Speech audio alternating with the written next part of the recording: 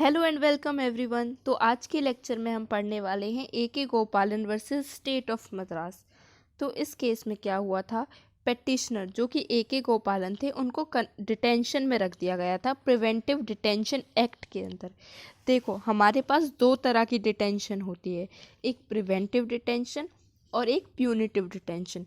Preventive detention का मतलब होता है कि आप कि क्राइम ना करो, क्राइम को प्रिवेंट करने के लिए आपको पहले ही डिटेन कर लिया जाता है, क्योंकि उनको एप्रीहेंशन होता है कि आप क्राइम कर सकते हो। और प्यूनिटिव डिटेंशन क्या होता है? प्यूनिटिव डिटेंशन का मतलब होता है तब हम कोई पर्सन क्राइम कमिट कर चुका होता है तब उसको डिटेन करा जाता है, और ये डिटेंशन एज अ पनिशमेंट के तौर पर करी जाती है। तो पिटिशनर ने इस ऑर्डर को, जो डिटेंशन का ऑर्डर इनके अगेंस्ट पास करा गया था, इसको चैलेंज किया था। किस ग्राउंड पे चैलेंज करा था? उन्होंने कहा था कि ये जो एक्ट है ये मेरे आर्टिकल 19 एंड 21 को वायलेट करता है। तो इसलिए उन्होंने हेबियस कॉर्पस रिट को लाया। तो हम हेबियस कॉर्पस रिट कब लेकर आते हैं? हेबियस कॉर्पस रिट हम तब लेकर आते हैं तब किसी पर्सन को इलीगली डिटेन कर लिया जाता है, तो उसके अगेंस्ट में हम हेबियस कॉर्पस रिट को इशू करते हैं। तो प्लेंटिफ जो पिटिशनर थे वो क्या कहते हैं? वो अपने डिफेंस में कहते हैं कि आर्टिकल 19 क्लॉज डी मुझे ये राइट देता है कि मैं फ्रीली मूव कर सकता हूँ इंडिया में। तो ये मेरे और ये जो राइट है ना, वो क्लॉज 5 के अंदर रिस्ट्रिक्ट करा जा सकता है। क्लॉज 5 हमें क्या कहता है? क्लॉज 5 हमें बताता है कि स्टेट रीजनेबल रिस्ट्रिक्शन लगा सकती है हमारी फ्रीडम ऑफ मूवमेंट पर, पब्लिक वेलफेयर के लिए, सोसाइटी के इंटरेस्ट के लिए। तो प्रिवेंटिव डिटेंशन जो है वो आर्टिकल 19 क्लॉज 5 के अंदर फॉल नहीं करता है, ये बिल्कुल आर्बिट्रेरी है। तो ये जो डिटेंशन, ये मुझे डिटेन करके रखा है, ये मेरी फ्रीडम ऑफ मूवमेंट जो मुझे आर्टिकल 19 देता है इसको वायलेट करता है, और आर्टिकल 21 को भी वायलेट करता है। क्योंकि आर्टिकल 21 हमें क्या कहता है? आर्टिकल 21 हमें कहता है no person shall be deprived of his life and personal liberty. और ये मेरी लिबर्टी को ही ले रहा है, मुझे जाने से कहीं रोक ही दे रहा है, तब कि मैंने क्राइम करा है तब उसके बावजूद भी।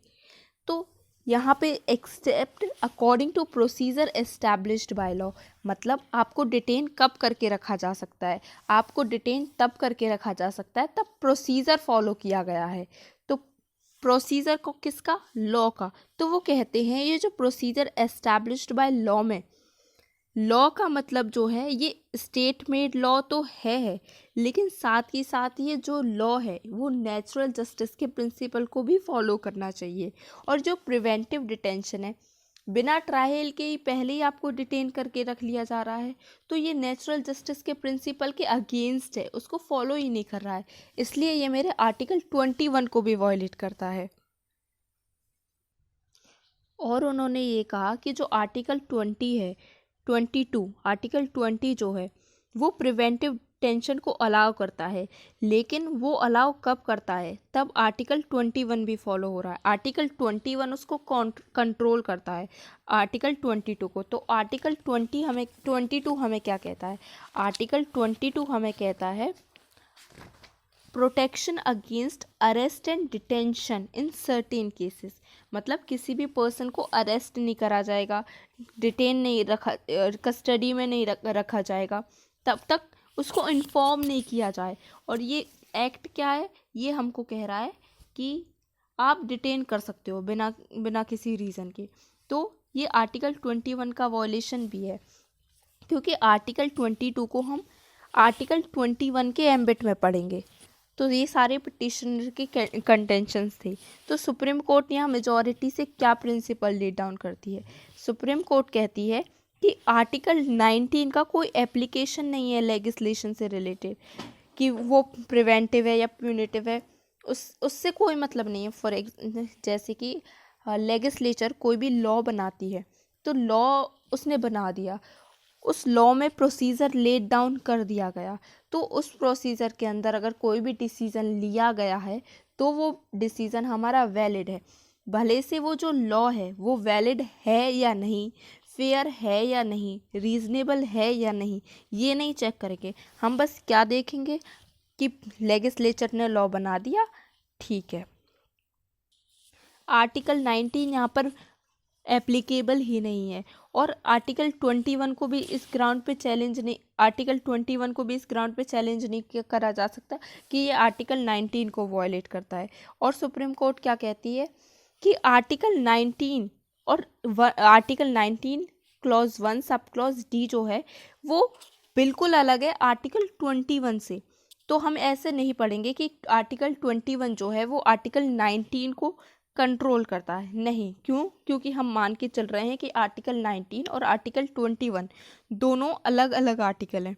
सो सुप्रीम कोर्ट यहाँ पे कहती है कि जो लॉ का वर्ड यहाँ प्रोसीजर एस्टैब्लिश्ड बाय लॉ, ये जो लॉ का मतलब है, इस लॉ का मतलब है स्टेट मेड लॉ। जो लेजिस्लेचर हमारी लॉ बनाएगी वही लॉ को हम लेके चलेंगे, उसके एब्स्ट्रैक्ट या जनरल सेंस में नहीं लेके चलेंगे, हम लिटरली इंटरप्रेट करेंगे, जो शब्द कह रहा है वही बात। तो यहाँ सुप्रीम कोर्ट ने थोड़ा सा नैरो व्यू ले लिया।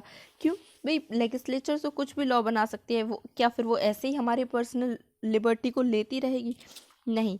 तो और सुप्रीम कोर्ट ने यहाँ पे ये कहा कि आर्टिकल 21 जो है वो सब्सटैंटिव राइट है, सब्सटैंटिव राइट नहीं, वो प्रोसीजरल राइट है। मतलब आपकी लिबर्टी को प्रोसीजर देख के ले लेंगे। लॉ ने कोई प्रोसीजर बता दिया, उसके हिसाब से हम कुछ भी कर सकते हैं।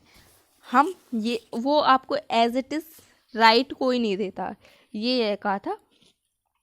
और ये जो except according to procedure established by law, इसको हम कंफ्यूज नहीं करेंगे the due process of law, जो कि अमेरिकन कॉन्स्टिट्यूशन में। तो the due process of law का मतलब क्या है? The due process of law का मतलब है कि लॉ लेजिस्लेचर बनाएगी, लेकिन वो लॉ फेयर एंड रीजनेबल भी होना चाहिए। हम उसकी रीजनेबिलिटी चेक करेंगे, लेकिन प्रोसीजर एस्टैब्लिश्ड बाय लॉ में सिर्फ प्रोसीजर देखेंगे। और सुप्रीम कोर्ट यहाँ कहती है कि आर्टिकल 21 और आर्टिकल 22 को हम साथ साथ पढ़ेंगे। और जो फजल अली हैं उन्होंने अलग व्यू लिया, उन्होंने इस जजमेंट को डिस्टिंक्ट करा, उन्होंने डिसेंटिंग ओपिनियन दिया। उन्होंने कहा आर्टिकल 21 सिर्फ स्टेट मेड लॉ को नहीं इंक्लूड करना चाहिए, बल्कि वो नेचुरल लॉ को भी इंक्लूड करना चाहिए। और ये जो लैंडमार्क डिसीजन था, इसको क्रिटिसाइज बहुत ज़्यादा करा गया, क्योंकि नैरो व्यू ले लिया कि लेजिस्लेचर ने प्रोसीजर अगर कोई स्टेप कोई बना दिया है लॉ के अकॉर्डिंग, उसके अकॉर्डिंग हमने कोई डिसीजन दे दिया है तो वो वैलिड है, वरना आपको डिटेन करके रखा जा सकता है। हम उसकी फेयर और रीजनेबिलिटी चेक नहीं करेंगे। और जो ये एक तरह से इसको कहा जाता है कि जो लॉस्ट अपॉर्चुनिटी, उन्होंने इतना अच्छा मौका मिला था कि आर्टिकल 21 को वाइडर इंटरप्रेट कर लें, लेकिन उन्होंने नहीं किया, उन्होंने इस अपॉर्चुनिटी को लूज़ कर दिया। और क्रिटिक्स जो हैं वो जस्टिस फजल अली के डिसीजन से सेटिस्फाई करते हैं कि लॉ को इंक्लूड करना चाहिए। जो डिसेंटिंग ओपिनियन था, लॉ को इंक्लूड करना चाहिए, natural law plus state made law. मतलब फिर इसके बाद ये AK गोपालन केस हो जाता है। इसमें हमारे जो सुप्रीम कोर्ट है बहुत नैरो व्यू ले देती है, वो कहती है कि प्रोसीजर एस्टैब्लिश्ड बाय लॉ है तो ठीक है, स्टेट मेड लॉ है, ठीक है, प्रोसीजर फॉलो कराए तो वो लॉ सही है। तो इसके बाद नेक्स्ट केस हमारा आता है मेनका गांधी का केस। इस डिसीज़न को ओवर रूल कर दिया गया था। फिर हमको वहाँ पे लिबर्टी जो है वाइडर पर्सपेक्टिव में मिल जाती है, वाइडर व्यू में मिल जाती है।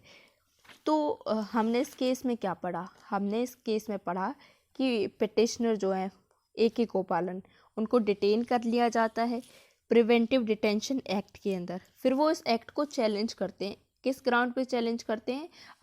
कि ये मेरे article 19 clause 1 sub clause D को वायलेट करता है एंड आर्टिकल 21 को भी वायलेट करता है। और ये कहते हैं कि लॉ को इंक्लूड करना चाहिए, natural law plus state made law को। फिर सुप्रीम कोर्ट यहाँ पे अलग व्यू ले लेती है, वो कहती है article 19 clause 1 sub clause D and article 21 अलग अलग है, इनको सेपरेट करके हम पढ़ेंगे, एक साथ नहीं हम पढ़ेंगे। और प्रोसीजर इस्टेब्लिश्ड बाय लॉ में लॉ का मतलब सिर्फ स्टेट मेड लॉ है। तो मेजॉरिटी ऑफ जज जो है concept of right to move को जो है विद इन द टेरिटरी, ये कहते हैं कि आर्टिकल 21 जो पर्सनल लिबर्टी की बात करता है ये अलग है, और आर्टिकल 19 को 21 से अलग कर कर हम पढ़ेंगे। तो पिटिशनर की कंटेंशन को यहाँ पर सुप्रीम कोर्ट नहीं मानती है, वो अलग ही लॉ का मतलब इंटरप्रेट करती है। तो जो लॉ यहाँ पे यूज़ हुआ है तो सुप्रीम कोर्ट कहती है कि ये प्रोसीजर एस्टैब्लिश्ड बाय है, तो यहाँ पे इसको डिटेन करने को वैलिड बता दिया जाता है। और सुप्रीम कोर्ट क्या कहती है? सुप्रीम कोर्ट कहती है कि जो आर्टिकल 19 हमको राइट देता है वो राइट सिर्फ फ्री मैन को मिले गए हैं, उन पर्सन को ये राइट नहीं मिले हैं जो कि प्रिवेंटिव या प्यूनिटिव डिटेंशन के अंदर हैं, वो इस आर्टिकल से बिल्कुल बाहर हो जाते हैं, वो उनको ये राइट देता ही नहीं है। तो थैंक यू। अब नेक्स्ट वीडियो में हम मिलते हैं नेक्स्ट केस के साथ।